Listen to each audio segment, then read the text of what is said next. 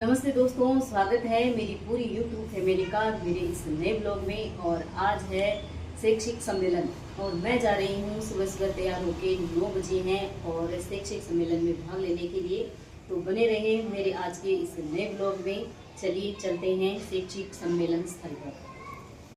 तो दोस्तों, मैं आ गई हूँ राजस्थान शिक्षक संघ अम्बेडकर का जिला स्तरीय 2 दिवसीय शैक्षिक सम्मेलन जहाँ होगा उस भरतिया सामुदायिक भवन में। यहाँ पर राजस्थान शिक्षक संघ अम्बेडकर का 2 दिवसीय शैक्षिक सम्मेलन संपन्न होगा। तो मैं चलती हूँ अब आगे। ये देखिए, यहाँ पर ये टेंट लगा है, आगे ये भवन है और इसी भवन में 25 और 26 अक्टूबर 2 दिन का शैक्षिक सम्मेलन का आयोजन होगा। और मैं चलती हूँ अब आगे।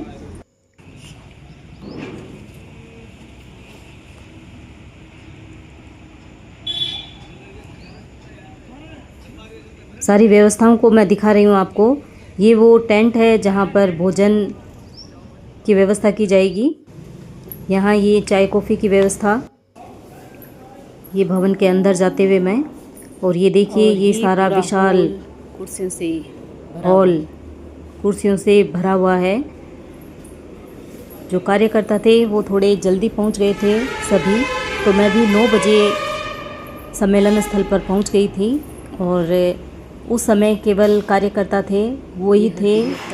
बैनर लगे हुए शिक्षक संघ अम्बेडकर के साथी शिक्षक थे और बाहर के या पूरे ज़िले के लोग नहीं आए थे। और सारी व्यवस्थाएं बहुत ही अच्छी तरह से शिक्षक साथियों ने कर रखी थी। और ये मंच जहाँ पर राजस्थान शिक्षक संघ अम्बेडकर का बैनर लगा है, जहाँ पर बाबा साहब की तस्वीर लगी है। और ये सारी व्यवस्थाएं देखिए। नमस्ते दोस्तों, हम दोनों स्वागत करते हैं हमारे ब्लॉग में। और आज ये है मेरी बेस्ट फ्रेंड अरुणा जी और हम दोनों साथ साथ हैं शैक्षिक सम्मेलन में। 2 दिवसीय शैक्षिक सम्मेलन है हमारा, तो बहुत ही अच्छा लग रहा है। हम दोनों साथ साथ रहेंगे 2 दिन और आप भी मेरे इस ब्लॉग में बने रहें। हम दोनों जा रहे हैं अंदर।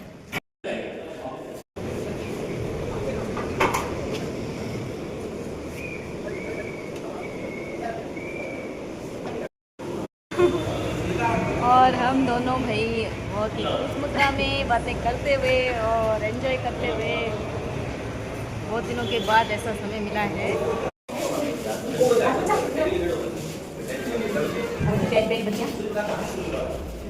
तो बहुत ही अच्छा लगता है कि जब हम लोग 10-20-30 इकट्ठा होते थे, आज हम 500-700 इकट्ठा हो रहे हैं। तो ये आप सबका वंदन, अभिनंदन, इस्तेमाल करता हूँ। आज का ये भव्य कार्यक्रम होने जा रहा है, इसकी आप सभी एक अहम कड़ी है और हम सब मिलकर इस कार्यक्रम को भव्य बनाने जा रहे हैं। हमारी तो मैं अम्बेडकर शिक्षक संघ की जो प्रेरणा है, शिक्षित बनो, संगठित रहो और संघर्ष करो, ये जो मूल हमारी धारणा है, हमारा मूल कंसेप्ट है। इस कंसेप्ट को बनाए रखने के लिए हमें कंधे से कंधा मिलाकर संघर्ष करना होगा। चाहे शिक्षा का क्षेत्र हो, चाहे सामाजिक क्षेत्र हो, हम सभी को मिलजुल कर हमारी जो मूल भावनाएं हैं, हमारी जो मूल उद्देश्य है, उद्देश्य को पूरा करने के लिए हमें कड़ी से कड़ी मिलाकर आगे बढ़ना है। और इसी कड़ी को बनाए रखने के लिए, इस शक्ति को दर्शाने के लिए हमें सदैव एकजुट होकर इस कार्यक्रम को यहाँ पर हमारे बीच होंगे पूर्व विधायक श्रीमान अवधेश महर्षि।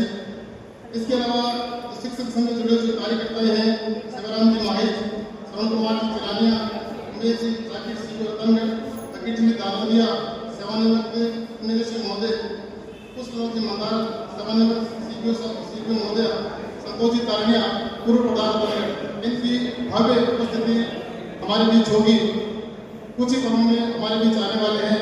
इसी के साथ हमारे कार्यक्रम का आगाज हम करेंगे।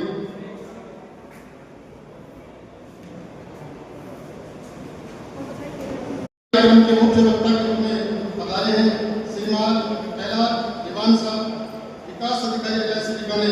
जोरदार तालियों से स्वागत, अभिनंदन हमारे आपके मुख्य वक्ता के रूप में हमारे बीच विराजमान है श्रीमान अकेटनी दानोदिया, सेवानिवृत्त उपनिदेशक चूरू। जोरदार इनका भी स्वागत, अभिनंदन।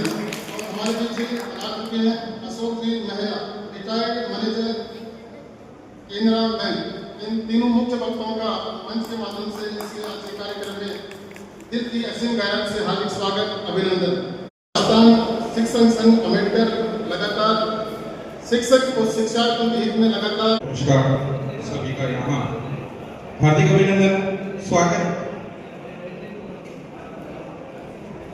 राजस्थान शिक्षक संघ अम्बेडकर जिला स्तरीय शैक्षिक सम्मेलन के आज प्रथम दिवस के प्रथम सत्र में पधारे हुए सभी जुझारू साथियों का मैं रतनगढ़ तहसील इकाई और जिला कार्यकारिणी की ओर से आपका हार्दिक भीमाभिनंदन करता हूं, स्वागत करता हूं।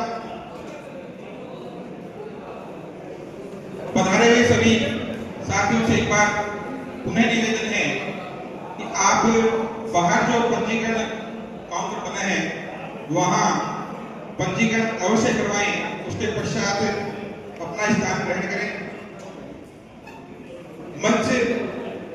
मंचासीन अतिथियों के अलावा सामने जो विशिष्ट जगह बनी है उसमें जिला कार्यकारिणी के समस्त सदस्य, प्रधानाचार्य, तहसील इकाइयों से पधारे हुए समस्त अध्यक्ष साथी वहां पर विराजमान होंगे।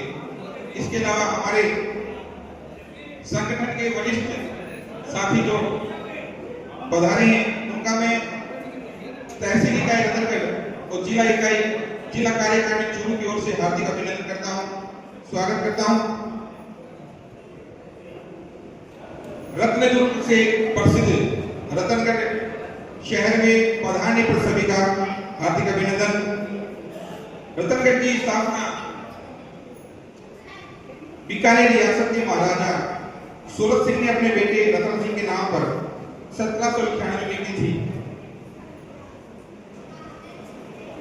गीता प्रेस के संस्थापक भाई श्री हनुमान प्रसाद पोदार की जन्मस्थली, यहाँ पर नगर सेठ के नाम से प्रसिद्ध मोहनलाल जालान, अन्य भामाशाह यहाँ पूरे विश्व में विख्यात हैं। नगर सेठ मोहनलाल जालान के अलावा सेठ वेदनाथ जी भरतिया, सेठ संचयलाल वेद, चिरंजीलाल धानुका, रामगोपाल सराफ और ये जो भरतिया भवन जिस प्रांगण में हम बैठे हैं उस भवन को बनाने वाले भरतिया परिवार, यहाँ पर ऐसे असंख्य भामाशाह हुए हैं। रतनगढ़ दुर्ग में, रतनगढ़ में पधारे हुए सभी का मैं हार्दिक अभिनंदन करता हूँ और हम सबके बीच उपस्थित हो गए हैं। इस कार्यक्रम के मुख्य अतिथि श्रीमान अभिनय सिंह महर्षि, विधायक रतनगढ़, आपका मैं शिक्षक संगठन अम्बेडकर की ओर से हार्दिक अभिनंदन करता हूँ। जोरदार तालियों से आपका अभिनंदन, स्वागत।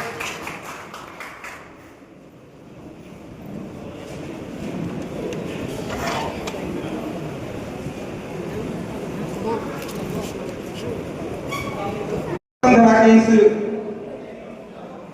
लाडले अभिनय सिंह महर्षि पूर्व विधायक रतनगढ़, आपसे मैं आग्रह करता हूं कि आप मंच पर अपना स्थान ग्रहण करें, श्रीमान अभिनय सिंह महर्षि। इसी क्रम में मैं आग्रह करता हूं श्रीमती पुष्पलता जी मंडार, पूर्व सीपीओ रतनगढ़, आप भी मंच पर अपना स्थान ग्रहण करें।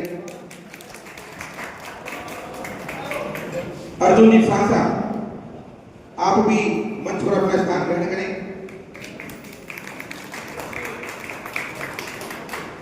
सीसराम जी माहिच, प्रदेश उपाध्यक्ष के नाते हम सबका मार्गदर्शन करते हैं, आपसे भी आग्रह कि आप भी मंच पर अपना स्थान ग्रहण करें। श्रीमान फकीर चंद जी दानोदिया, सेवानिवृत्त उपनिदेशक, आपसे भी आग्रह कि आप मंच पर अपना स्थान ग्रहण करें। और इस कार्यक्रम के मुख्य वक्ता के रूप में हम सबके बीच उपस्थित रहेंगे श्री ALR दीवान साहब, आपसे आग्रह है कि आप मंच पर अपना स्थान ग्रहण करें। श्रीमान उमेश जी जाखड़, CPO रतनगढ़, आपसे भी आग्रह कि आप भी अपना मंच पर स्थान ग्रहण करें। श्रीमान मोहनलाल जी अर्जुन, आप भी मंच पर स्थान ग्रहण करें। श्रीमान हुक्माराम जी बरवड़, ब्राह्मण समन्वयक सलाहकार शिक्षक प्रदेश स्तरीय, आपसे भी आग्रह कि आप भी मंच पर अपना स्थान ग्रहण करें। श्रीमान गणेशाराम जी गहनोलिया, श्रीमान गणेशाराम जी गहनोलिया, जिला सभाध्यक्ष राजस्थान शिक्षक संघ अम्बेडकर, आपसे भी आग्रह कि आप भी मंच पर अपना स्थान ग्रहण करें।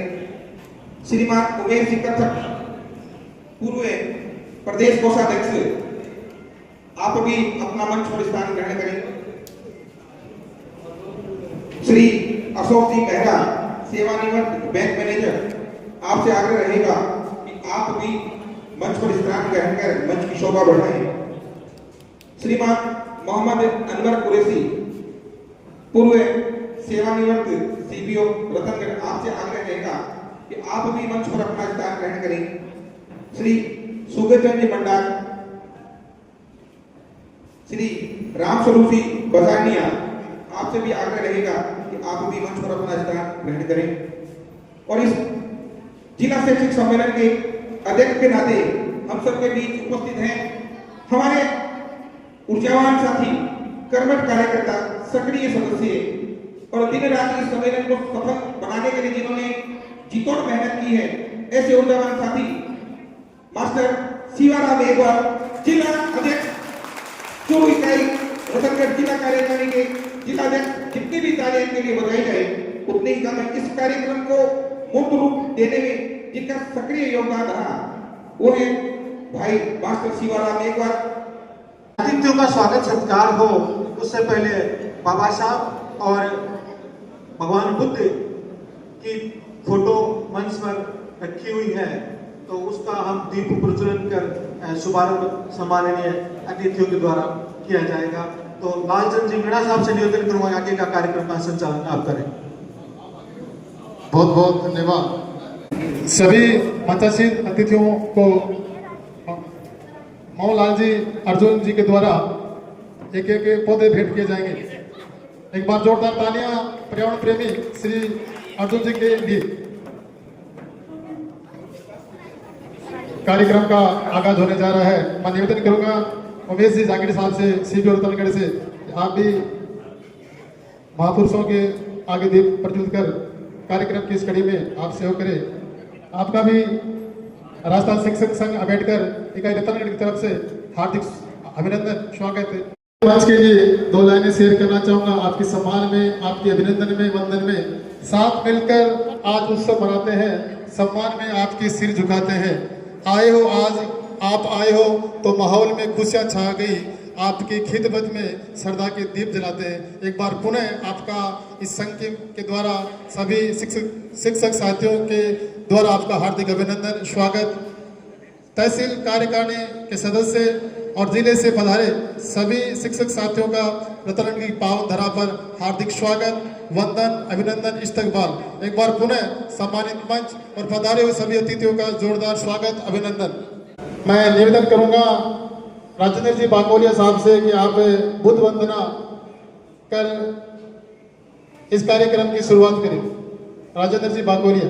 सभी महानुभाव से निवेदन है कि कृपया वो बुद्ध वंदना के समय खड़े हुए और हाथ जोड़ दें।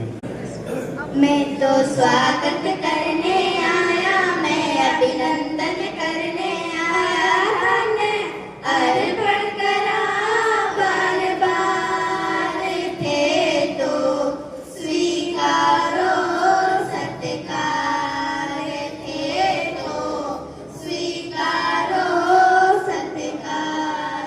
जय हिंद, जय भारत। राजस्थान शिक्षक संघ अम्बेडकर हमेशा से जो है शिक्षक व शिक्षार्थियों, विद्यार्थियों के हितों की रक्षा के लिए हमेशा अग्रसर रहा है। हम सबके बीच उपस्थित हैं जागो हुक्मरान के संवाददाता चंदेल साहब, आपका भी हार्दिक अभिनंदन, स्वागत। कार्यक्रम अब उस दौर में जा रहे हैं जहां ये सम्मेलन, जिस विषय पर ये सम्मेलन शैक्षिक उन्नयन के लिए ये सम्मेलन हो रहा है, परिचर्चाएं होगी, सभी अपनी अपनी बात रखेंगे। विशेष ध्यान इस बात का रखना है कि ये मंच केवल शिक्षा और शिक्षकों के उत्थान और विद्यार्थियों की प्रगति कैसे हो उस पर ही चर्चा रहे तो एक बेहतरीन मंच बनेगा। यही इसी आशा और विश्वास के साथ मैं आमंत्रित करता हूं हम सबके अग्रज व्याख्याता श्रीमान रेखाराम जी तालनिया। आपसे आग्रह कि आप अपना शाब्दिक उद्बोधन दें। श्रीमान रेखाराम जी तालनिया, वरिष्ठ शिक्षक नेता, राजस्थान शिक्षक संघ अम्बेडकर, कि आप उस जमाने से हैं जब आप यहाँ चूरू जिले में जो है राजस्थान शिक्षक संघ अम्बेडकर ने यहाँ शुरुआत की थी, उस समय से आप इस संगठन से जुड़े हैं। माननीय रेखाराम जी तालनिया। धन्यवाद। बाबा साहब के चरणों में कोटि कोटि नमन करते हुए आज के इस जिला सम्मेलन की अध्यक्षता कर रहे ऊर्जावान क्रांतिकारी जिलाध्यक्ष श्रीमान शिवाराम जी मेघवाल, कार्यक्रम के मंचासीन अतिथि के रूप में नारी शक्ति के प्रतीक पुष्पलता जी मंडार, इस संगठन के संरक्षक सदस्य के रूप में विराजमान श्रीमान फकीर सिंह जी दानोदिया साहब, हुक्माराम जी, शरण कुमार जी रानिया, बजारिया जी,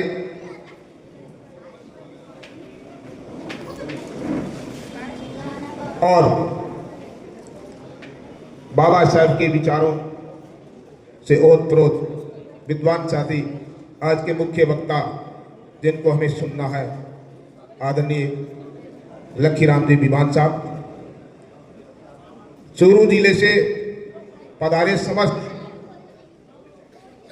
अंबेडकर शिक्षक संघ के शिक्षक साथियों, आपका तहसील इकाई, जिला इकाई की तरफ से और रतनगढ़ दरा पर आप सबका हार्दिक अभिनंदन, स्वागत।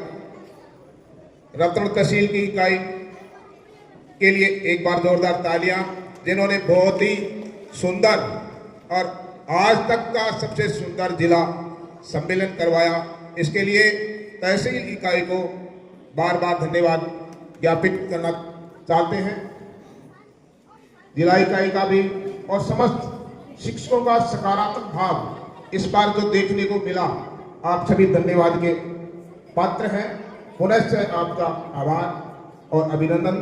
मंचासीन अतिथियों जिन्होंने अपना समय दिया, उनका भी आभार प्रकट करना चाहते हैं। साथियों, मैं थोड़ी बात आपके सामने कहूंगा कि हम ऐसी जगह से जुड़े हुए लोग हैं जहां कच्ची मिट्टी से एक निर्माण होता है। हम चाहें तो फौलाद बना सकते हैं। इसलिए जहां भी हम काम कर रहे हैं वहां ईमानदारी से, कर्तव्य निष्ठा के साथ शिक्षार्थियों के हितों की बात जहां भी हो हमें करनी चाहिए। मैं तो मानता हूं कि शिक्षक का सम्मान कह रहे घट रहा है, इसका कारण भी हम ही हैं। कारण अगर शिक्षक दुर्व्यसन रहित है, उसका सम्मान हर जगह मिलता है। इसलिए साथियों, अपने आप को पहचानिए। हमारे में छुपे हुए कोई भी अवगुण हो, उनको बाहर निकालिए। हमारा सम्मान वैसा ही जो आप चाहते हैं वैसा होगा। रही बात अनेक प्रकार के मुद्दे, ज्वलंत मुद्दे सामने आते हैं, तो संगठन जिनका मजबूत होगा तो हमारी बात कहीं दबी नहीं जाएगी, दबाई नहीं जाएगी। पिछले कई दिनों से देख रहा हूं कि जिला इकाई ने बहुत अच्छा प्रदर्शन किया है। त्वरित और तुरंत जो भी कोई बात हुई है उसका निस्तारण हुआ है। ये संगठन में शक्ति है। अम्बेडकर शिक्षक संघ कोई कम संगठन नहीं है। हम संरक्षक सदस्य के रूप में काम किया। आज मुझे बहुत खुशी हो रही है कि पूरे राजस्थान में बाबा साहब के नाम से बना हुआ यह संगठन जिला सम्मेलन करवा रहा है। कभी यह सम्मेलन पूरे राजस्थान में भी एक जगह हुआ था हनुमानगढ़ में, उसके साथी साक्षी 5-4 व्यक्ति है बैठे हैं। गुरुजी फकीर चंद जी है, एक और गुरुजी है रवि जी। आज बट वक्त बन चुका है, हम किसी से कम नहीं है। संगठन को अभी मुख्य अतिथि महोदय ने बताया कि आप सब समाज के लोगों और धर्म के लोगों को जोड़िए। मैं उनको कहना चाहता हूं कि हमारा हृदय विशाल है और विशाल रहा है, हम जोड़ने का प्रयास करते हैं, लेकिन नाम बाबा साहब के नाम से भी अगर कोई कुंठाग्रस्त है तो उसका कोई समाधान नहीं है। सदस्य बनने के लिए लोग मुंह छिपाते हैं और उनमें हमारे लोग भी सम्मिलित हो जाते हैं। ये बहुत दुर्भाग्य की बात है। साथियों, निडरता के साथ इस संगठन से जुड़िए और जोड़िए। ये संगठन किसी से कम नहीं है और जहां भी जरूरत पड़ती है ये संगठन अपना वजूद दिखाने का काम करती है। काम ऐसा करो कि पहचान बन जाए, काम ऐसा करो कि पहचान बन जाए, चलो ऐसे कि निशान बन जाए। अरे साथियों, जिंदगी तो यूं ही कट जाएगी, जिंदगी जियो ऐसे कि विशाल बन जाए। जय भीम, जय भारत।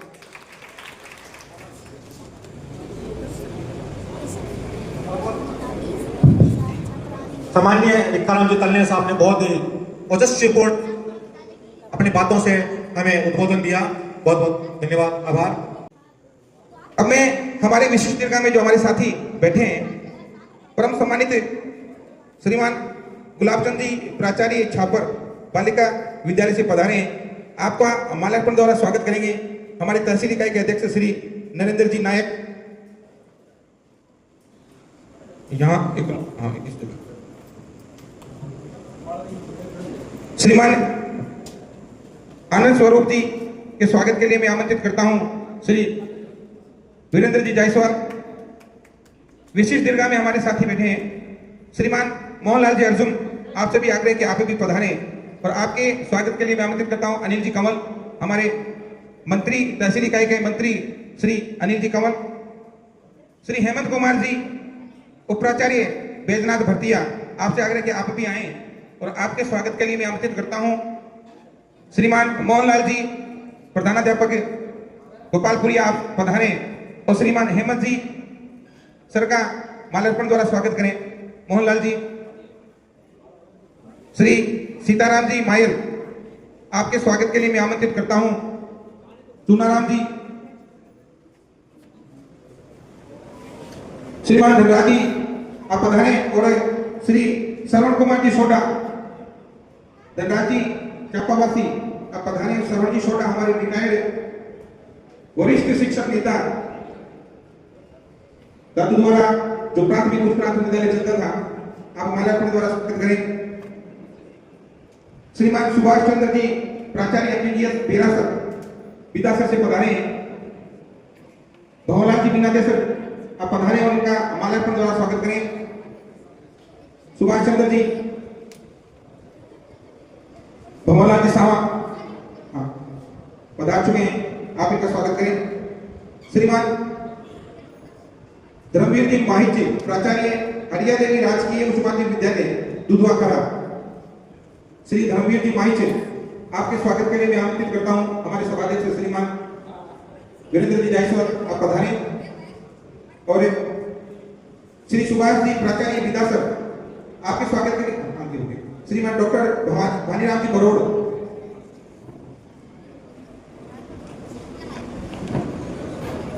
रवि जी आप पधारे, उनका स्वागत करें। भानीराम जी बरोड़ का, डॉक्टर भानीराम जी बरोड़।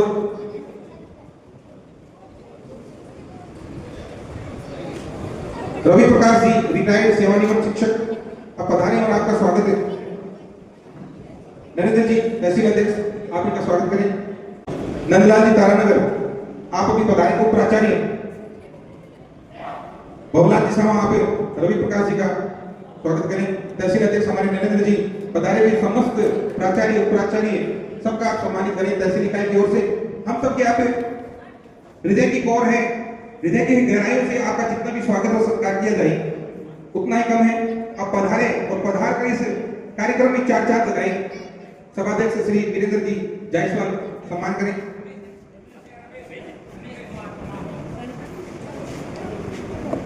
रमेश कुमार जी पवार आप ही पधारे। सुजानगढ़ से चेतराम जी सर प्राचार्य मंच पर पधारे, आपके स्वागत के लिए मैं आमंत्रित करता हूं। शैलेंद्र सिंह जी पधारे।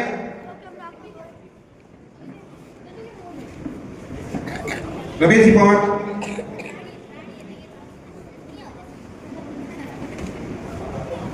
रामावतार जी पिपरालिया आप ही पधारे। आपका भी यहाँ मंच पर तहसील इकाई और जिला कार्यकारिणी की ओर से माला पहनाकर आपका स्वागत और सत्कार। मंच पर आकर यहाँ हमें बताएं, हमसे अगर कोई त्रुटि रह गई, किसी का नाम भूलवश रह गया है, तो आप हमें मंच पर यहाँ संचालक महोदय के पास जरूर सूचित करें। लक्ष्मीनारायण जी पांडल सेवानिवृत्त तारानगर से पधारे हैं, वरिष्ठ साथी हैं, आप भी मंच पर पधारे।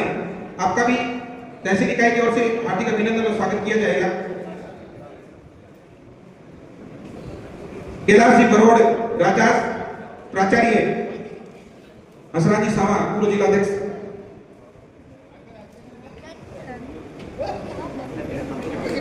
नंदलाल जी बोध उपाचार्य बागला स्कूल आप पधारे। नंदलाल जी बोध मंच पर पधारे, आपका स्वागत। मालार्पण द्वारा सर स्वागत आपका। आपके द्वारा धम्पदम नामक एक पुस्तक है।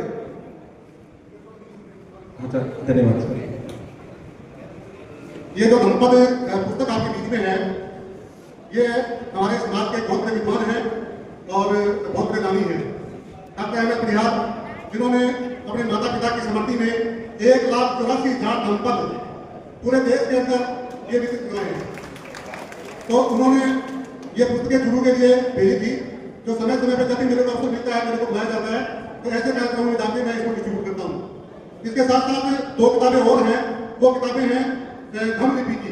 तो धम्मलिपि जो सम्राट अशोक ने जो भगवान बुद्ध की याद में जो जगह जगह शिलालेख बनवाए थे, उन शिलालेखों पे जो कुछ लिखाया था वो धम्मलिपि में लिखाया था। तो धम्मलिपि का जो लेखन का कार्य है वो भोपाल के एडीएम है माननीय आलमचंद जी, तो उनके द्वारा वो लिखा जाता है। और हमारे समाज के बहुत बड़े व्यवसायी हैं, टॉप 10 में आते हैं, बॉम्बे के जगदीश जी दिग्वाल, तो वो उस धम्मलिपि की किताबों को पूरे देश के अंदर डिस्ट्रीब्यूट कराते हैं। वो मेरे को भेजते हैं, मैं ऐसे कार्यक्रमों में जगह जगह जाके मेरी गाड़ी में किताबें लाता हूँ। आप जैसे जो बुद्धिमान सदस्य हैं उनको ये मैं डिस्ट्रीब्यूट करता हूँ। धन्यवाद। धन्यवाद राजेंद्र सर, आप मंच पर पधारे और आपका स्वागत के लिए नाम करता हूं। परमेश्वर जी नायक आप मंच पर पधारे और आप इनका माल्यार्पण द्वारा स्वागत करें। जी माला लेकर परमेश्वर जी और वीरेंद्र जी जायसवाल। परमेश्वर जी, लालचंद जी बोध का स्वागत करें। नंदलाल जी बोध। कैलाश सिंह बरोड़ भी आप मंच पर पधारे। कैलाश सिंह बरोड़ आप भी मंच पर पधारे। आप सब हमारे सम्मानित अतिथि वृंद हैं, हमारे साथी हैं, ऊर्जावान साथी हैं। आपका आदर और सत्कार करना हम अपने आप को परम सौभाग्यशाली मानते हैं। अबे स्वागत व सत्कार की बेला यूं ही चलती रहेगी।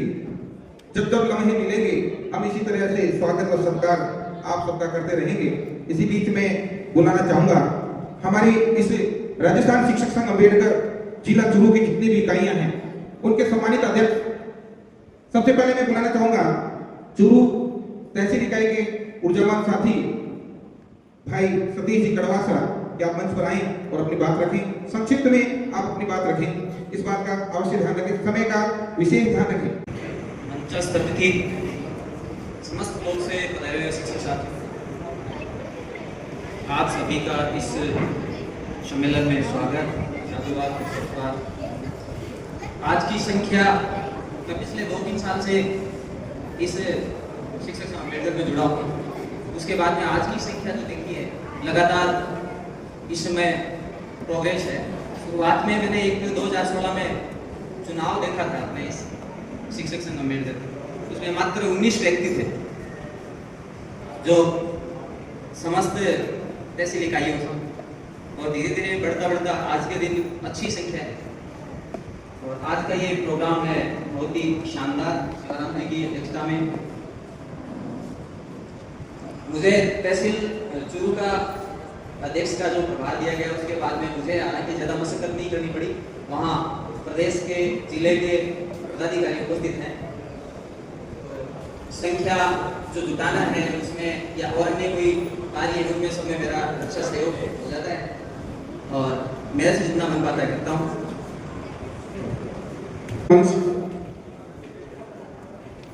ये जो जिला स्तरीय शैक्षिक सम्मेलन हमारे यहाँ रतनगढ़ में हुआ है, बहुत ही शानदार कार्यक्रम है।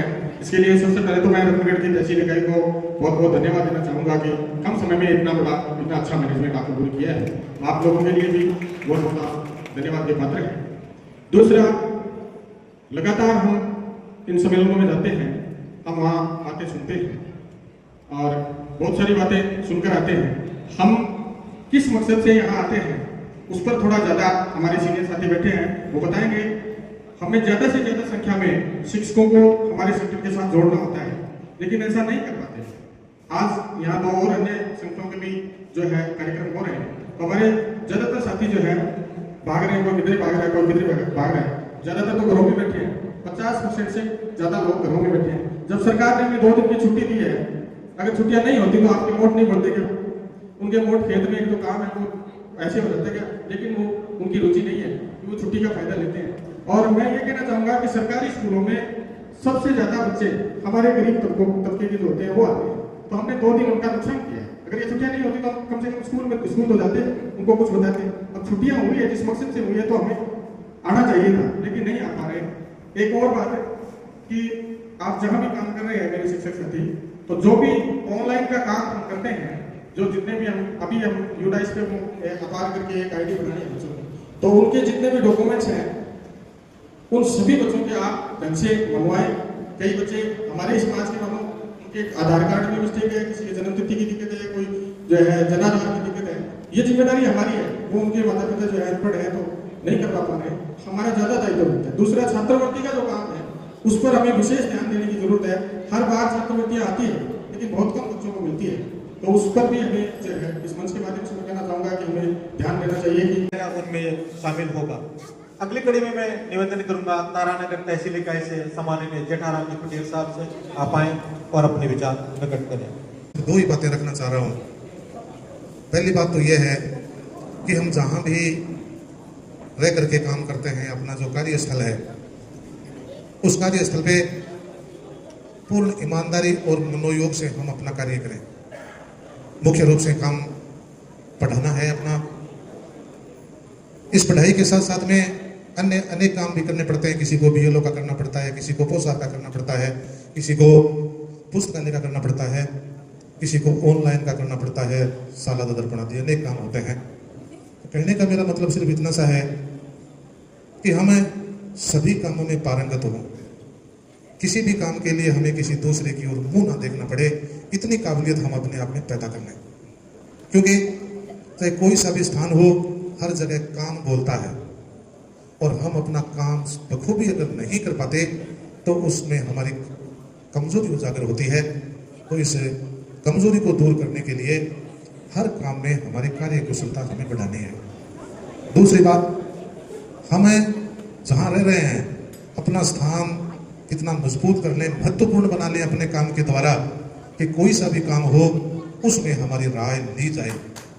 अगर हम ये मन के अंदर लिए बैठे रहेंगे कि मेरे से कोई आकर के पूछेगा, साथियों काम के बिना कोई नहीं पूछेगा। काबिलियत अपनी ये होनी चाहिए कि हम चाहे L1 के पद पे कार्य करते हैं, सीनियर स्कूल में हैं, तो प्रिंसिपल साहब भी हर काम के अंदर हमारी राय ले कि आप बताइए सर ये इस काम को किस प्रकार से किया जाना है। ये काबिलियत और वो स्थान हमें हमारे काम के द्वारा हासिल करना है, अन्य कोई रास्ता नहीं है जिसके बदौलत हमारी पूछ हो सके। दूसरी बात मैं ये कहना चाह रहा हूँ कि हमें जहाँ भी रहें, जो भी कार्य करें, हम जिस संगठन के साथ में जुड़े हुए हैं उस महान पुरुष के आदर्शों को याद रखें और कम से कम अपने दिमाग के अंदर ये बात रखें कि मैं उस शिक्षक संगठन का सदस्य हूँ जो कि बाबा साहब अम्बेडकर साहब के नाम के ऊपर बना हुआ है। अगर हम इस एक बात को याद रखेंगे तो साथियों सारे के सारे गुण हमारे अंदर अपने आप समाहित होते जाएंगे, जिसमें हमारी मानवीयता भी है, हमारी ईमानदारी भी है, मनुष्यता भी है। व्यवहार में हमें करना है। इन्हीं 2 बातों को ध्यान में रख करके हमें अपना कार्य है वो करना है। यहाँ बोलने का मुझे मौका दिया, धन्यवाद। तारानगर की ओर से मुझे यहाँ अध्यक्ष के रूप में नियुक्त कर रखा है। सभी साथियों ने अच्छा सहयोग करके यहाँ तक आए हैं और रतनगढ़ रमेश कुमार तारानगढ़ ब्लॉक अध्यक्ष। सबसे पहले तो सभी माननीय मुख्य अतिथियों का हार्दिक स्वागत करता हूँ जिन्होंने अपना समय निकालकर और अपनी उपस्थिति देकर इस कार्यक्रम को और विशेष बना दिया। हम सब मिलकर इस शिक्षा सम्मेलन का लाभ उठाने के लिए एकत्रित हुए और मुझे विश्वास है कि हम सभी के लिए ये सम्मेलन अत्यंत लाभकारी सिद्ध होगा। संगठन की सफलता में हर सदस्य का महत्वपूर्ण योगदान होता है और मुझे ये भी विश्वास है कि जितने भी सदस्य पधारे हैं, और जैसा कि गुरु जी ने कहा कि आधे सदस्य घर पे बैठे, तो उनका भी योगदान है। तो उन्हें हमें प्रेरित करना है कि अपनी नई टीम बनाएं और नई ऊर्जा और नए दृष्टिकोण के साथ संगठन को मजबूत बनाने में अपना सहयोग दें। में राजगढ़ से पधारे हैं श्रीमान मान सिंह जी, तहसील अध्यक्ष। आपसे मैं निवेदन करूंगा, कृपया मंच पर आएं और अपने विचार प्रस्तुत करें। मान सिंह जी। जय भीम, नमो बुधाय। आज का जिला स्तरीय शैक्षिक सम्मेलन बड़ी अन्य सम्मेलनों से बहुत ही अलग दिखाई दे रहा है और मैं तो ये बताना चाहता हूं कि मेरा कार्यकाल राजगढ़ तहसील का 1 साल पूरा होता, लेकिन अब दोबारा नया बन के आया हूं। अभी 20 तारीख को मैंने कहा है कि दोबारा मेरे को राजगढ़ शाखा ने बनाया है, तो कुछ बातें हैं वो आपके सामने में शेयर कर रहा हूं। सबसे पहले मंच पर बैठे हैं सरकार के नुमाइंदे बैठे हैं, तो मैं ये कहता हूं कि आपस में ये सारी बातें, एक तो डीपीसी का प्रकरण है, इसको आगे मैं बहन जी मंडार जी से निवेदन करूंगा कि शिक्षा मंत्री के वहां धरना चल रहा है, लेकिन डीपीसी का प्रकरण वाइस प्रिंसिपल का अभी तक कोई निर्धारण नहीं हुआ है। प्रधानाचार्य की पदोन्नति अभी तक नहीं हुई है। दूसरी बात, 3rd ग्रेड के डीपीसी हमारे जैसे 30 साल के बैठे हुए, आज तक हमारा कोई प्रमोशन नहीं हुआ है। ये बहुत ही विपन्न है। तो आप जितने भी मंच पर बैठे हैं, सरकार के नुमाइंदे बैठे हैं, तो आप मंथन करके सरकार के सामने हमारी डीपीसी की जो प्रक्रिया है उसको निस्तारण करने का कृपा करें। 2nd ग्रेड की डीपीसी बाकी पड़ी हुई है, 5 साल से कोई डीपीसी नहीं हुई है। तो इसके लिए मैं मंच के माध्यम से कहना चाहता हूं कि सरकार को आगे हमारी जितने भी मांगे हैं ये आगे पहुंचाई जाए। आज का ये प्रोग्राम है, ये मंथन का है कि मंथन करेंगे हमारी कितनी समस्याएं आ रही हैं और इनको हम ये दूर करने की कृपा करें। आज तक कोई सुनाई नहीं हुई, उसके बारे में हम जोरदार मांग करेंगे, आवाज करेंगे, उठाएंगे। उन भाइयों की समस्याओं को दूर करने के लिए राजस्थान शिक्षक संगठन आगे रहेगा। वेतन मिशन क्या चल रही है उसके बारे में आज तक कोई भी चर्चा नहीं हो रही है। 6ठे 7वें 8वें वेतन तक 7वें वेतन तक की कोई वेतन की भारी समस्याएं आ रही है। उसको क्या है कि राजस्थान शिक्षक अम्बेडकर कमेटी गठित करके सरकार के सामने ये एक मांग पत्र प्रस्तुत करना चाहिए। धन्यवाद। जय भीम, जय भारत। धन्यवाद। प्रतीक चिन्ह देकर आप संतोष जी तालनिया का सम्मान करें। हम सबके बीच उपस्थित हुए हैं श्रीमान शिव कुमार जी शर्मा, आपका भी संगठन की ओर से बहुत बहुत हार्दिक स्वागत व अभिनंदन है। हम सबके बीच उपस्थित हैं हमारे स्थानीय संवाददाता जागो हुक्मरान के मंतूराम जी। मैं चाहूंगा कि मेरी विधानसभा कार्यकारिणी के लिए जोरदार तालियां हो जाए। आइए सभी सदस्यों का आभार विधानसभा कार्यकारिणी की तरफ से। ये इसी से जुड़ा हुआ गीत है कि हम संगठन के साथ जुड़े रहे, एक दूसरे का विश्वास जीते, एक दूसरे को विश्वास दे। एक छोटा सा गीत है। मैं तुमको विश्वास दूं, तुम मुझको विश्वास दो। मैं तुमको विश्वास दूं, तुम मुझको विश्वास दो। शंकाओं के सागर हम तर जाएंगे, शंकाओं के सागर हम तर जाएंगे। मरुधरा को मिलकर स्वर्ग बनाएंगे। मैं तुमको विश्वास दूं, तुम मुझको विश्वास दो। प्रेम बिना ये जीवन तो अनजाना है, प्रेम बिना ये जीवन तो अनजाना है। सब अपने हैं, कौन यहाँ बेगाना है। हर पल अपना अर्थवान बन जाएगा, बस थोड़ा सा मन में प्यार जगाना है। इस जीवन को साज दो, मौन नहीं आवाज दो। इस जीवन को साज दो, मौन नहीं आवाज दो। पाषाणों में मीठी प्यास जगाएंगे, मरुधरा को मिलकर स्वर्ग बनाएंगे। मैं तुमको विश्वास दूं, तुम मुझको विश्वास दो।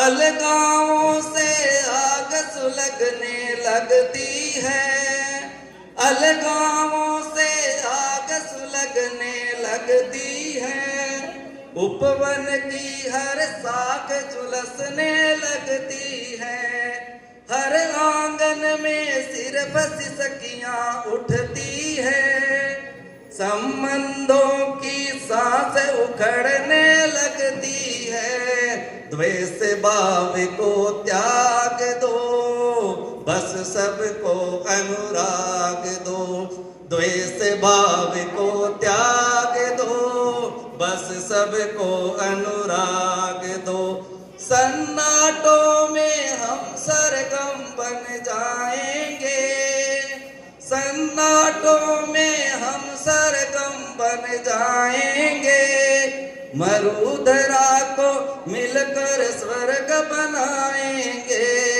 मैं तुमको विश्वास दूं, तुम मुझको विश्वास दो, ढूंढ सको तो हर माटी में सोना है।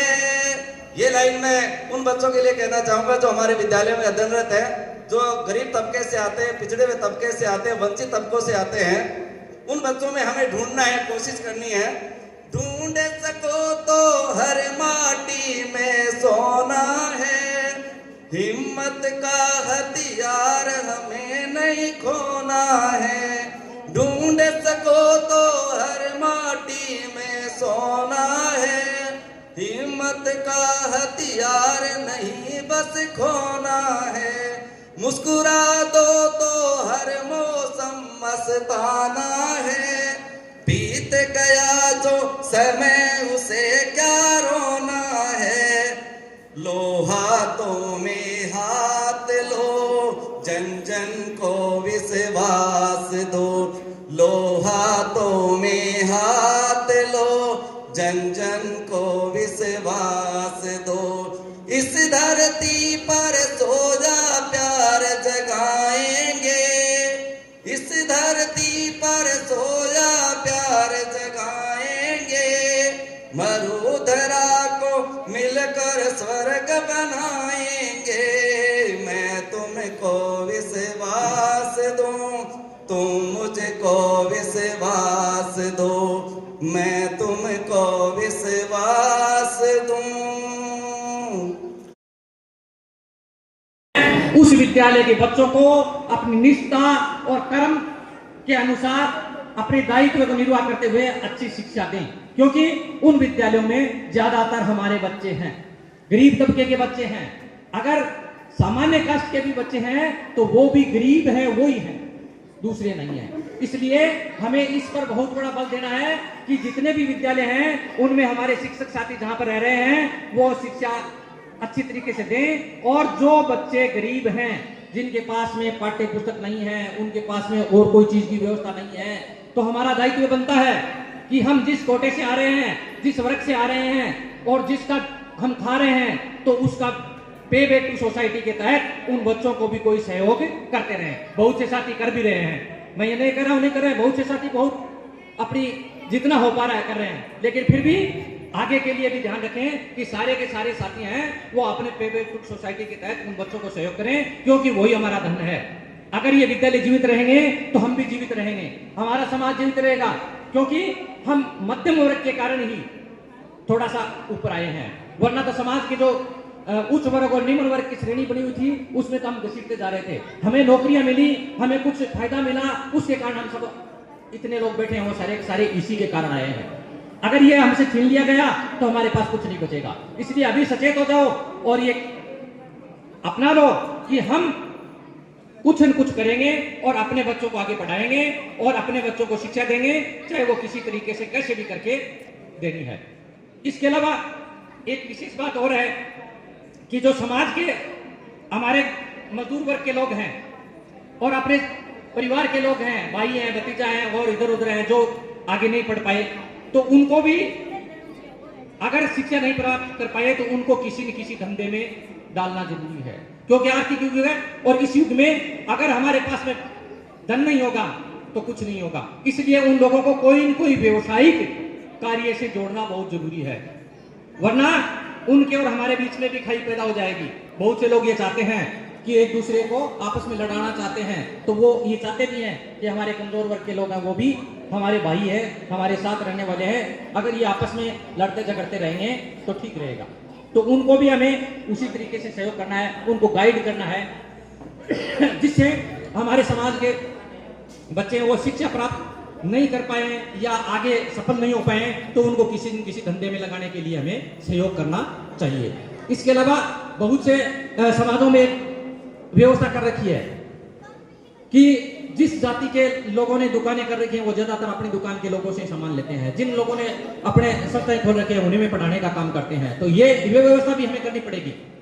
इन सब बातों को ध्यान में रखते हुए हमें सजगता के साथ आगे बढ़ना है, क्योंकि आने वाला समय बहुत खतरनाक आ रहा है और ज्यादातर एक सरकारों का यही नियम है कि वो ज्यादातर जो मध्यम वर्ग है उसको खत्म करने में लगी हुई है। मध्यम वर्ग खत्म होगा तो पूंजीपति वर्ग और गरीब वर्ग रहेगा, एक वर्ग राज करता रहेगा, दूसरा वर्ग वोट डालता रहेगा। इसलिए हमें इस मध्यम वर्ग को जीवित रखने के लिए, देश हित के लिए, हमारे हित के लिए नहीं, अगर मध्यम वर्ग जीवित रहेगा तो देश हित होगा, क्योंकि मध्यम वर्ग के कारण ही देश में एक समानता आती है। तो इसलिए हमें इस बात का भी बहुत बड़ा ध्यान रखना है।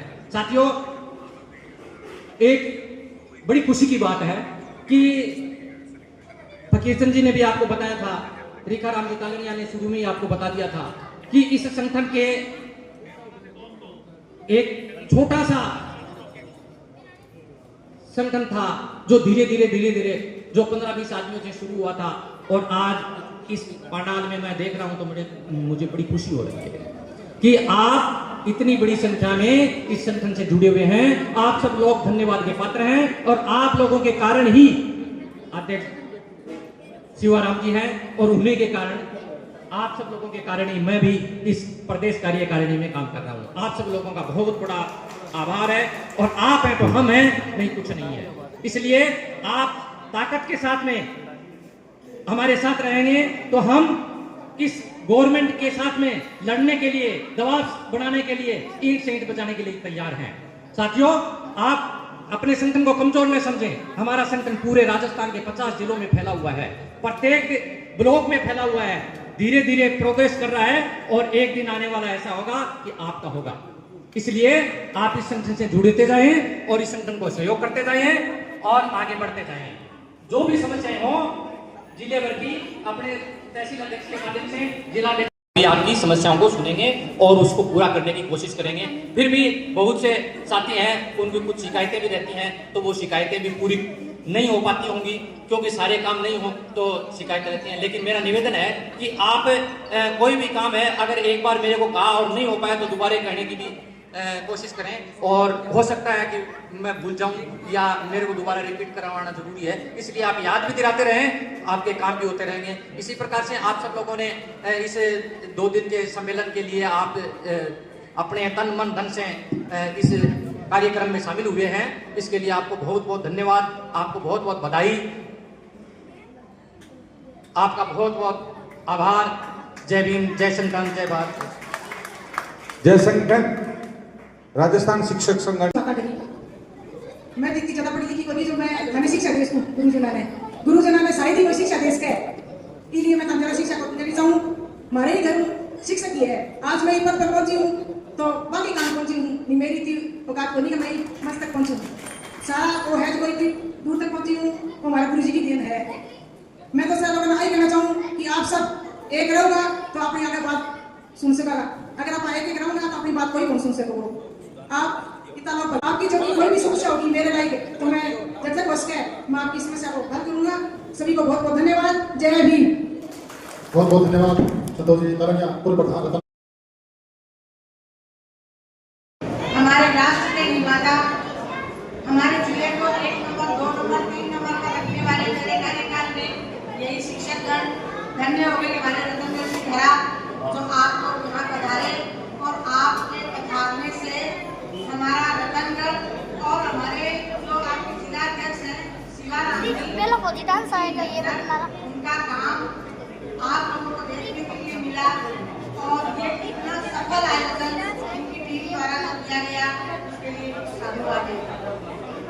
वैसे गुरु बहुत बड़ा संगठन हमारे वेदों में भी कहा है गुरु ब्रह्मा गुरु देवो महेश्वरा। अब तीनों ही लोग हैं, वो एक गुरु के समान है। तो आप ये देखिए कि गुरु को तो शिक्षा देने का तो कोई मतलब नहीं है। और दूसरा नाम रख दिया गया है बाबा साहब का, आपके शिक्षक संघ के साथ, जिन्होंने तो हमारे निर्माण करके यहाँ अगर वो नहीं होते तो शायद हम लोगों की स्थितियाँ आज के वर्तमान समय में नहीं। तो मैं नमन करती हूँ बाबा साहब के श्री चरणों में, महात्मा बुद्ध के श्री चरणों में, और आप लोगों के गुरुओं को, और कृपया चुप रहे तो मैं बोलूँ। धन्यवाद। एक मिनट, बट यहाँ इस विशाल मेरा अध्यापक या मेरा शिक्षक आज वर्तमान समय में बहुआयामी व्यक्तित्व का धनी है, इसमें कोई संदेह नहीं है। और उनको जो ये नाम दिया गया राष्ट्र निर्माता का, ये कोई अतिशयोक्ति भी नहीं है कि आपको राष्ट्र निर्माता का नाम दिया। आप हैं और आप हर काम को बखूबी निभाते हैं, परंतु सामाजिक व्यवस्थाएं और दूसरों को देख के, पहले हमारे आचार्य ऋषि मुनि हुआ करते थे, वो राजाओं को देखकर नहीं चलते थे, इसलिए राजा उनको देखकर चलते थे। लेकिन आज हमारा अध्यापक भौतिकवाद की दौड़ में इतना निमग्न हो गया है कि वो भूल जाता है कि हमें क्या करना है। 8 घंटे की सरकारी नौकरी ही करता है और 8 घंटे के बाद में वो लग जाता है कि मुझे अपने घर परिवार और किस तरीके से आर्थिक मैनेजमेंट करना है। तो कितना दिमाग होगा अगले के पास में, वो दिमाग भी बेचारा ये सोचता है मुझे शांति चाहिए थोड़ा सा। तो इस तरीके से हमारे अध्यापक में बहुगुण होने के बाद में भी वह उतना काम नहीं कर पा रहे हैं, क्योंकि उनका दिमाग बाइफिकेशन चारों ओर चल रहा है। अभी वर्तमान में शिक्षा के आयाम तो बहुत ऊंचे आप लोगों ने छुए हैं। आप द्वारा पढ़ाए हुए बच्चे ही, बहुत सरकारी स्कूलों से पढ़े हुए बच्चे IAS बन रहे हैं, इंजीनियर बन रहे हैं, डॉक्टर बन रहे हैं और बड़े बड़े पदों पे। और ये जो आप नेता हैं, जो मुख्यमंत्री बने हुए हैं, अभी हमें बहुत अच्छा लगा 5 सितंबर को हमारे माननीय मुख्यमंत्री भजन लाल जी ने अपने प्राइमरी स्कूल के अध्यापक को बुलाया और वहाँ ऑडिटोरियम में उनको बुलाकर उनके चरण छुए और उनको सम्मानित किया और ये कहा कि इनके कारण मैं यहाँ पर मुख्यमंत्री बना हूँ। आप सोचो आप लोगों का सम्मान कहाँ पहुँच गया। तो आप सम्मान में कहीं दृष्टिकोण में कम नहीं, योग्यता में कहीं कम नहीं, गुणों में कहीं कम नहीं, परंतु परिस्थिति जन्य समस्याएं आपके समक्ष आ गई। और ये 2 दिन का सम्मेलन जो रखा गया है, ये शिक्षक हित और छात्र हित पे रखा है। तो यहाँ चिंतन होना चाहिए शिक्षकों के लिए कि हमारी क्या समस्या है, उनको हम समाधान कैसे करें, क्योंकि जहाँ समस्या है वहाँ समाधान। और छात्र हित में कि छात्र हमारा कहाँ जा रहा है, किताबी ज्ञान पढ़कर आज एक कलेक्टर बनकर भी वो फांसी लगा के मर रहा है। हमने क्या पढ़ाया उसको? शिक्षा क्या है? जीवन जीने की कला है। जिन परिस्थितियों में हम जी रहे हैं उसमें किस तरीके से हम प्राकृतिक और नैसर्गिक जीवन को जिए और जी के अपने जीवन से जन्म से लेकर मृत्यु तक की यात्रा को तय करें। सबसे बड़ी बात तो ये है, यही हमारे बाबा साहब ने कहा था कि शिक्षा वो शेरनी का दूध है, जो पिएगा वो दहाड़ेगा। लेकिन दहाड़ेगा किस पे? खाली क्या साक्षर बनकर? आप ये देखें, साक्षर शब्द को सीधा लिखते हैं तो साक्षर का मतलब है अच्छा ज्ञान प्राप्त करने वाला। लेकिन जब साक्षर को हम उल्टा पढ़ते हैं तो आप देखो क्या है, राक्षस। तो हम पढ़े लिखे, हमारे समाज में बच्चे तो आतंकवादी हो रहे हैं, जो जीने की कला नहीं सीख रहे हैं। अभी करवा चौथ के दिन देखा आपने 12वीं पढ़ा होगा, फ्रंट पेज में था कि इंजीनियर था, वो घर में पत्नी से लड़ा और पत्नी में जाके रेल के नीचे कट गई और वो इंजीनियर साहब फांसी लगा के मर। ये जीवन दिया है क्या हमारे शिक्षकों ने? ये हमें बदलना होगा। हमें हमारे बच्चे को मानसिक शिक्षा देनी होगी, हमें हमारे बच्चे को नैतिक शिक्षा देनी होगी। आज इतने बड़े बड़े अपराध हो रहे, लड़कियां कहीं सुरक्षित नहीं है। बाहर कहीं लड़कियां जा रही है, पढ़ने जा रही है तो सुरक्षित नहीं है, जॉब कर रही है। कलकत्ता वाला कितना बड़ा कांड हुआ कि ड्यूटी के ऊपर उस लड़की को जीवन नहीं मिला, जो जीवन देने वाली थी उसका जीवन छीन लिया गया। तो ये सब कुछ क्या है? ये मानसिक विकृति है। और ये मानसिक विकृति बच्चा कहाँ से ले रहा है? ये वातावरण से ले रहा है, ये स्कूलों से ले रहा है। हम लोग सिर्फ ये लगे रहते हैं हमें पोस्ट पूरा करना है, हमें शिक्षित बनाना है, हमें रिजल्ट अच्छा देना है, क्योंकि ये दबाव गवर्नमेंट का भी है, समाज का भी है। और इस दबाव के कारण हमें जो वास्तविक इंसान तैयार किया जाना चाहिए वो इंसान को तैयार नहीं कर पा रहे हैं, और सिर्फ एक पढ़ा लिखा ऐसा पुतला तैयार कर रहे हैं जो आज एक क्या डॉक्टर पहले जैसे डॉक्टर हैं, बिना इन्वेस्टिगेशन के डॉक्टर आपका इलाज कर ही नहीं सकता। बिना जांच के आपका पता ही नहीं लगा सकता है कि क्या आपकी बीमारी है, क्या नहीं बीमारी। ये सब कुछ क्या है, आर्थिक युग में सब जगह कमीशनबाजी वाला मामला है, तो इसलिए उसको इन्वेस्टिगेशन कराना ही पड़ेगा। तो ये सब कुछ हमें चिंतन करना चाहिए इन 2 दिनों के अंदर कि हमें छात्र हित में कैसे काम करने हैं। खाली आर्थिक युग में ज्यादा अर्थ इकट्ठा कर लेना जीवन नहीं है। ज्यादा पैसा जिसके पास है उसको भी शांति नहीं है, ना वो सो सकता है ना कुछ और काम कर सकता है, सुकून मिलता है। मैं अभी जयपुर में रह रही हूँ, जयपुर में एक बंजारा बस्ती है, वहाँ आपको अभी फोटो दिखाऊं, मेरे कैमरे में है, जो लोग मेरा स्टेटस देखते हैं वो देखते भी होंगे। कितने बच्चे हैं, कितना सम्मान करते हैं वो बच्चे छोटे, उनको ये भी नहीं पता हमें रोज सुबह नहाना चाहिए।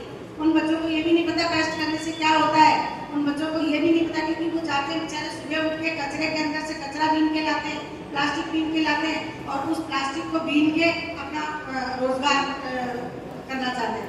तो स्वावलंबी तो जीवन के साथ में बनना जरूरी है, लेकिन कुछ चीजें ऐसी होनी चाहिए, अपने स्वास्थ्य के प्रति भी जागरूक हो और अपने स्वावलंबन के लिए भी तैयार रहे। अर्थ भी कमाना, पर इतना अर्थ भी नहीं कमाना कि खुद के बच्चे भी हमारे कुछ सीख ना पाए, सिर्फ फर्स्ट क्लास होल्डर होकर बच्चे जीवन जीने की कला को भूल जाए, जीवन कौशल को भूल जाए। तो इसलिए हमें एक बार हमारे शिक्षकों को ये चिंतन करके टर्न आउट होना पड़ेगा कि बच्चे का निर्माण हम कैसे करें। वहाँ ये देखो अभी हमारी जो नई शिक्षा नीति आई है, उस नई शिक्षा नीति के पास 2 चीजें आई हैं। एक तो तकनीकी शिक्षा उसके अंदर डाली गई है, दूसरी चीज डाली गई है कि आप विदेशी लैंग्वेज सिखाएं या हमारी ऐसी लैंग्वेज हो जो इंटरनेशनल लेवल पर हमारा बच्चा जाकर कहीं भी फीट ना खा सके। ये वाली चीज नई शिक्षा नीति में डाली गई है। अभी हमारे माननीय मुख्यमंत्री जी भजन लाल जी, उन्होंने एक नया कॉन्सेप्ट किया है। अभी जापान गए थे, वो जापान से रिटर्न होकर आए हैं, जापान में बहुत सारे लोगों से उन्होंने संपर्क किया, वहाँ की शिक्षा नीति भी देखी, क्योंकि जापान का हर बच्चा कम उम्र में ही स्वावलंबी हो जाता है, कम उम्र में ही कमाने लगता है। और हमारा बच्चा BA, MA, PhD करके, MBA करके भी सड़क पर घूमता है और माता पिता ये सोचते हैं कि हमारे बच्चों को हमने पढ़ा तो दिया, पर क्या करें, कंपटीशन का जमाना है, वो कहीं सफल नहीं हो पाता। तो इस तरीके की स्थिति को कैसे करें। शिक्षा नीति हमारी अच्छी है, बहुत अच्छी है, लेकिन शिक्षा नीति के साथ साथ स्वावलंबन के लिए क्या करना है, तो उन्होंने अभी राइजिंग राजस्थान के रूप में एक कॉन्सेप्ट लाए हैं। 6 तारीख को लॉन्च होने वाला है और आप अम्बेडकर शिक्षक संघ के लोग या आपका शिक्षक संघ एक ऐसा महत्वपूर्ण है, आपको शिवराम जी को बुलाया जाएगा वहाँ उस मुख्यमंत्री की बैठक में। इसका मतलब आप सभी गौरवान्वित होंगे क्योंकि आपका अध्यक्ष वहाँ राजस्थान स्तर पर जाकर 6 नवंबर को बैठक ले जाएंगे। तो उसके अंदर राइजिंग राजस्थान में जो सबसे महत्वपूर्ण बात यह है वो ये है कि भामाशाहों से आपको संपर्क करना पड़ेगा और भामाशाह के द्वारा आपको स्कूलों में लैब लगानी पड़ेगी। स्कूलों में जो लैब लगेगी, जिस लैब में तकनीकी शिक्षा बच्चों को दी जाएगी, जैसे रोबोटिक शिक्षा है, एरोनॉटिक शिक्षा है या इलेक्ट्रॉनिक शिक्षा है, इस तरीके की शिक्षा उस लैब में दी जाएगी और वो लैब आपके प्रत्येक विद्यालय में खोली जाने का उस प्रोजेक्ट में व्यवस्था है। लेकिन पैसा कहाँ से आएगा? वहाँ पैसा आएगा स्थानीय जो प्रिंसिपल्स होंगे, टीचर्स होंगे, आपके स्थानीय ऐसे लोग, ऐसे एक लोगों से नहीं लेना है, जिनकी कोई कंपनियां चलती हों या जो लोग कहीं पर ऐसे लोग हों जो अच्छा बिजनेस करते हों, क्योंकि जिन लोगों की कंपनियां या बिजनेस चलते हैं, सुप्रीम कोर्ट का एक डिसीजन है कि उनको CSR आवश्यक रूप से देना पड़ेगा। CSR का मतलब है कम्युनिटी सोशल रिसोर्स, मतलब कम्युनिटी के डेवलपमेंट के लिए जो सामाजिक उत्थान के लिए है वो 2% का पैसा जो अर्निंग करते हैं वो उनको उसमें लगाना पड़ता है। तो इस कॉन्सेप्ट के ऊपर राइजिंग राजस्थान में हमारा शिक्षा विभाग बहुत अच्छा काम करने वाला है। बहुत से लोगों की वहाँ MOU होने वाली है, तो ये 6 तारीख को। तो ज़्यादा लंबा समय नहीं लेके बात तो मुझे बहुत सारी करनी थी आप लोगों से, लेकिन क्योंकि आपका काम जो है ना सिस्टम और व्यवस्था और समय अपनी गति से चल रहा था, बड़ा तेज गति से चल रहा था और अभी भी आपका बहुत ज़्यादा इंतजार कर रहा है। तो इसलिए एक तो सबसे बड़ी बात है, बाहर जो हॉल के बाहर खड़े हैं उन टीचर्स को मैं सुना के कहना चाहूँगी कि खुद पर शासन फिर अनुशासन। यदि हम अपने पर भाई चाय वाली जो लगी हुई है मेज, उसके चारों तरफ भी कई लोग खड़े हैं, कई लोग भोजन वाली उसके पास ही खड़े हैं। अरे आप लोग आए हैं तो यहाँ पर बैठे हैं, कम से कम आपकी क्लास में जब आपका बच्चा इतनी देर तक नहीं बैठता और वो बार बार जब जाने लगता है, आपको कैसा फील होता है? उसी तरीके से अनुशासन यदि नहीं होता तो अच्छा नहीं लगता। आप लोगों के लिए तो सबसे पहला पार्ट ही अनुशासन है। और वैसे तो सूर्य को के सामने दीपक जलाना तो एक अजीब बात होगी। आप लोग तो सूर्य हैं खुद, और सूर्य के सामने दीपक, मैं कोई बात बताऊं तो दीपक की तरीके से होगी।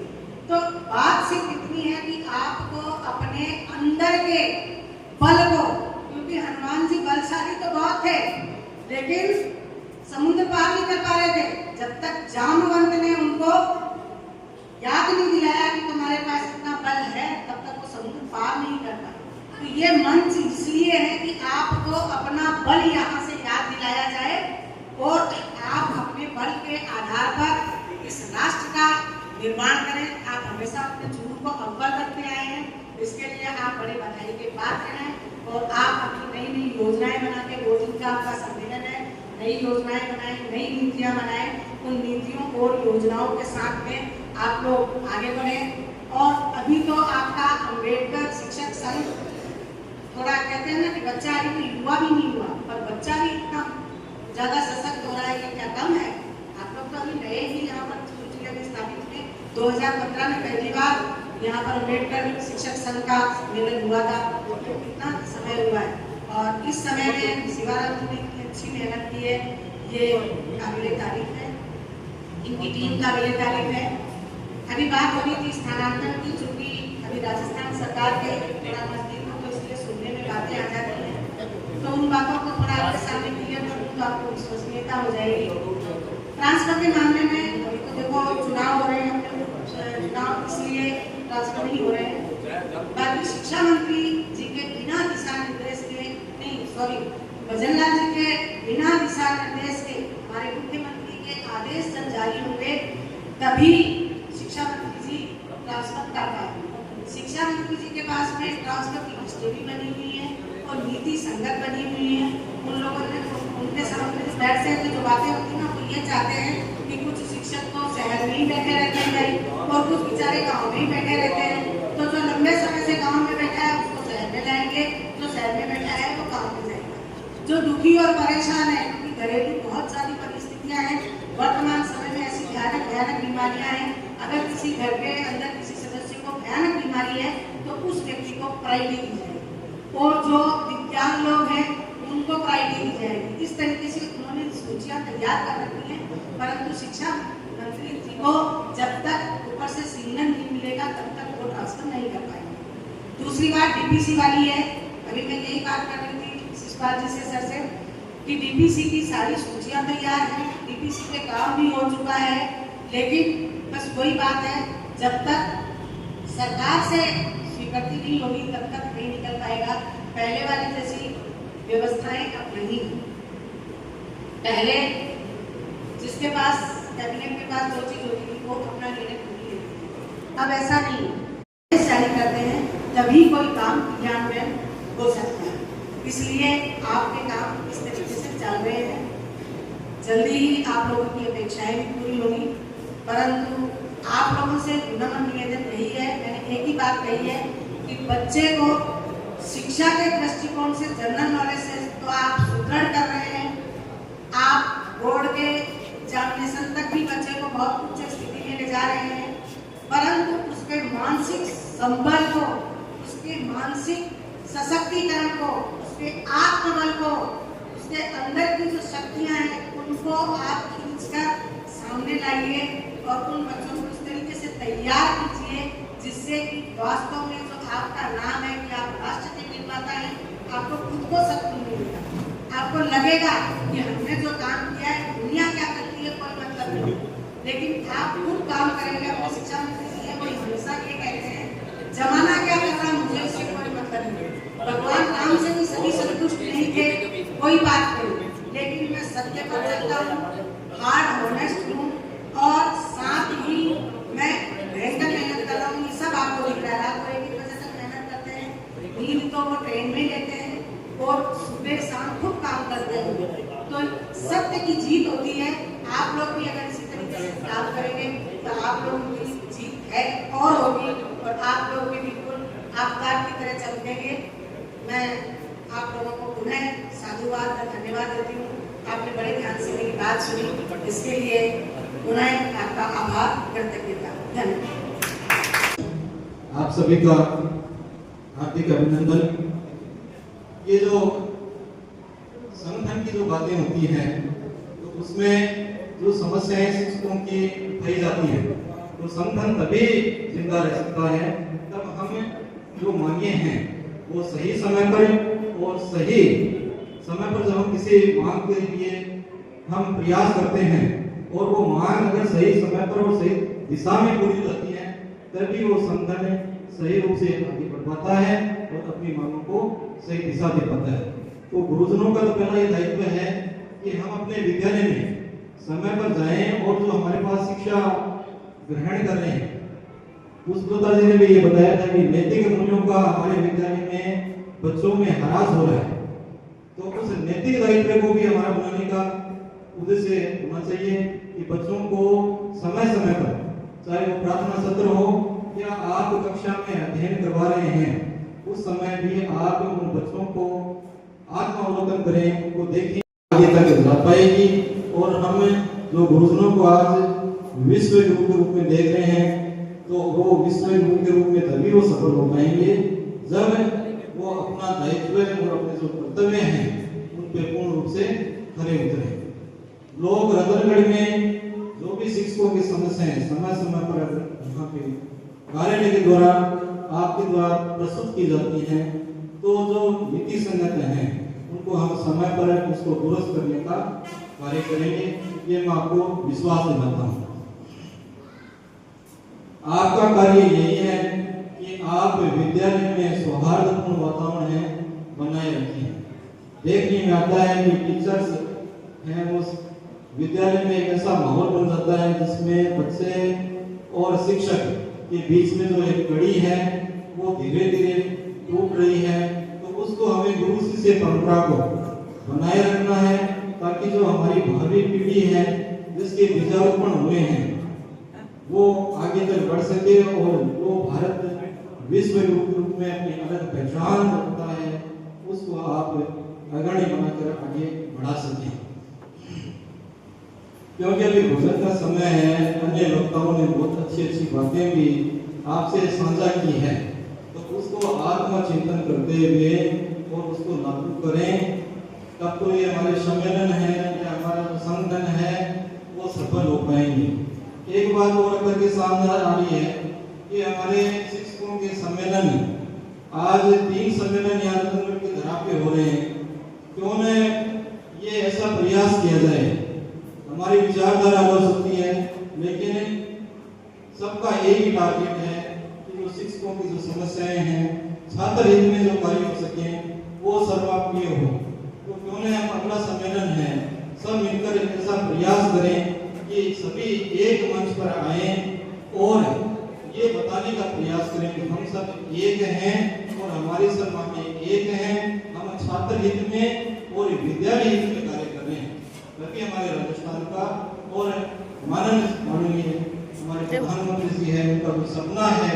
आप सबको बहुत बहुत धन्यवाद कि आप पूरे जिले से यहाँ पधारे और मैंने जो आपको कुछ कहा है उसको आप आत्मसात करेंगे और लोग की तरफ से, रतनगढ़ लोग की तरफ से आपको बहुत बहुत साधुवाद।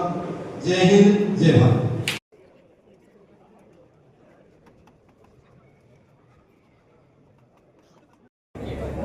राकेश जी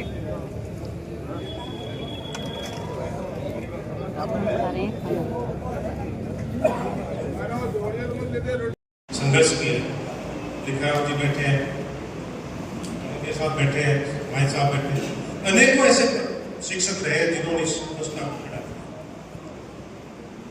एक बात बीच में ये भी आई कि इसके नाम के आगे डॉक्टर अम्बेडकर लिख रहा है या अम्बेडकर लिख देने से भी कुछ लोग हैं वो थोड़ा सा दूर चले जाते हैं, हमारे लोग भी चले जाते हैं। इसका मतलब ये है कि भारत में आज भी जाति का बोलबाला चल रहा है। इसका मतलब यह है कि आज भी एक मनुष्य दूसरे मनुष्य द्वारा घृणित है या प्रताड़ित है या भेदभाव से दृष्टि से पालन कर रहा है। बाबा साहब अम्बेडकर का नाम से यदि मैं जुड़ जाता हूं, यदि कोई ब्राह्मण जुड़ जाता है, यदि कोई बढ़िया जुड़ जाता है, या जाट से भाट या कुमार से चवार या मोची से धोबी जुड़ जाता है, तो इसका मतलब यह है कि आप दुनिया के सर्वश्रेष्ठ विद्वान के साथ जुड़ जाते हैं। दुनिया के सर्वश्रेष्ठ विद्वान के साथ जुड़ जाते हैं। डॉक्टर अम्बेडकर अपने आप में एक यूनिवर्सिटी है, अपने आप में एक विश्वविद्यालय है, और इस विश्वविद्यालय को बढ़ाने का काम एक छात्र भीमराव को, बाबा साहब अम्बेडकर बनाने का काम एक छात्र भीमराव को किसी दुनिया के किसी सबसे बड़े देश का संविधान विशेषज्ञ बनाने का काम यदि किया तो वो गुरुओं ने, वो शिक्षकों ने। इसलिए कहा गया है कि किसी भी व्यक्ति का या विद्यार्थी का दूसरा अभिभावक यदि कोई है माँ बाप के बाद, तो वो टीचर है, वो अध्यापक है। इसलिए बाबा साहब अम्बेडकर ने अध्यापकों के लिए बहुत कुछ लिखा है, बहुत बड़ी बड़ी बातें उन्होंने अपनी बात